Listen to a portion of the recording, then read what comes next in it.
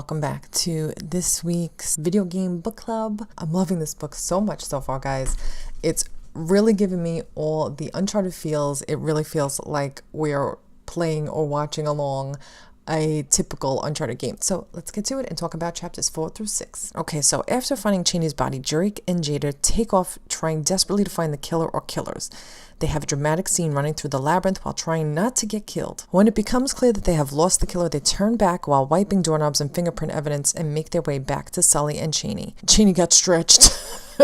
Cheney has died from his knife wounds and Gretchen, his assistant, is in tears. She told Sully what happened while Drake and Jada were gone.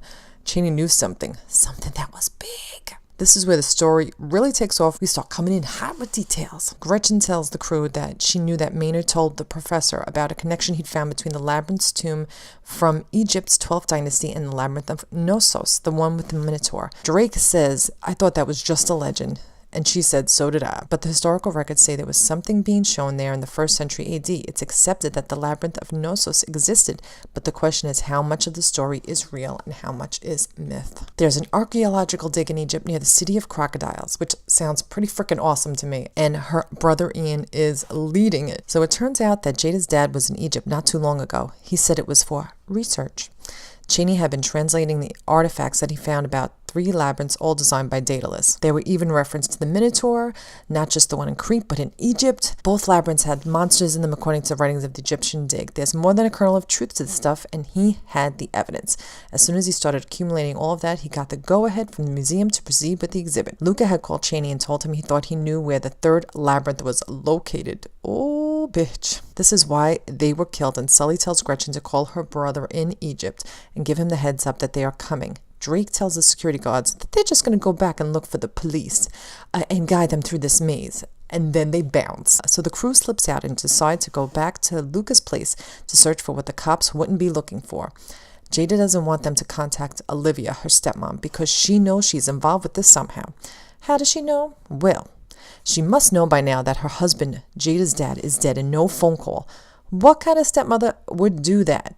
One who is guilty as fuck. That's who. They have to be careful that Henriksen isn't watching, but it matters not. When they arrive, the building is in flames. They know where Jada is going next. Phoenix Innovations. I thought like Phoenix, Fire, Rebirths, like that kind of thing when I heard the name of the company, but who knows? Could just be a cool ass name. She wants to confront Henriksen, and even though it's so risky, she will be kind of safe. If they make sure she's out in the open, cameras are recording and they can't touch her in there. They get back in the cab to go to Phoenix, and the next thing you know, bam! The glass in the back window of the cab shatters. Sniper! Before they could think, a black SUV pulls up on them to take them out. Holy shit. I'm shook. Drake has to shake the cabbie out of his shock and tells him to drive, bitch, drive. But it's too late. The cabbie takes one to the chest and Nate has got to move him if they want to escape. But no time for that. The sniper shoots again. They are trapped and Nate has to do something or they all gonna die. They don't have any weapons, so what in the hell are they going to do? The ambulance hits them from behind and buys them a minute. Drake guns the cab straight towards the fire truck and the cops. But these people are still hot on their heels. Who the fuck are these bitches? So now Nate takes us on a high-speed chase through the crowded streets of New York City, driving straight for the cops, swerving, going against traffic. What the hell is this, GTA 5? The police block the street and they slip from the SUV and out of the range of the sniper. And that is just chapter 4. Woo, what a ride. No pun intended. They hot-tail it to Chelsea Piers where they can find a boat before the cops chase them down. Time to improvise. As they make their way to Chelsea Piers, Jada calls Olivia. She gets her assistant to tell her that the bitch skipped town. This is shady as hell. They track her whereabouts to, you guessed it, Egypt. Surprise, surprise. They get the number of the hotel where Luca stayed and he was there a few weeks ago. But first things first. To the boats. So now it's time for Sully to work his magic on a poor security guard. He gives him some story about a divorced woman getting screwed over and he just needs to take this couple, Nate and Jade, out for a quick spin to see if he can't take the boat off the cheating husband's hands. The imaginary cheating husbands. Security guard believes him and they take off. Poor dude.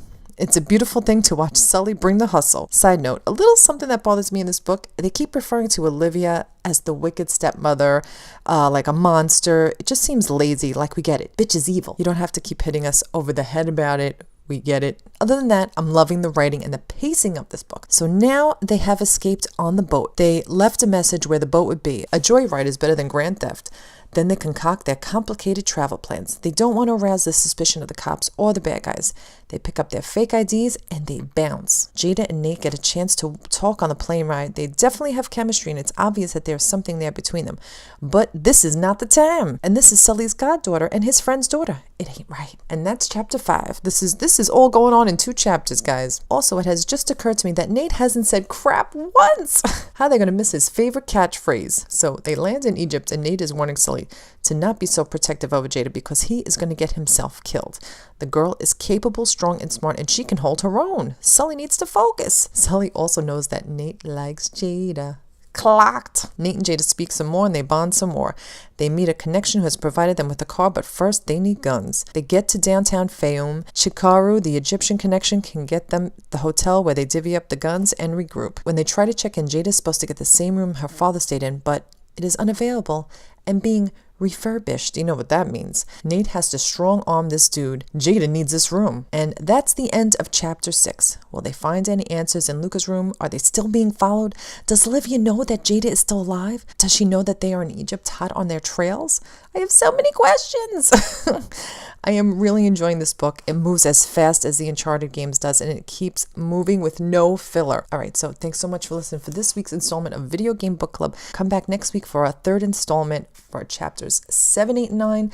Send me your comments and questions. If you have any questions you want to talk about or any themes you want to talk about, let me know at O.C.Deidre at Twitter and O.C.Deidre on Instagram and O.C.Deidre on YouTube. And if you can, please support me on Give a Tad. It is free, it's easy, and it really would help me support the channel, help me make a little bit of coin. So thanks so much for watching, and I'll be back with more.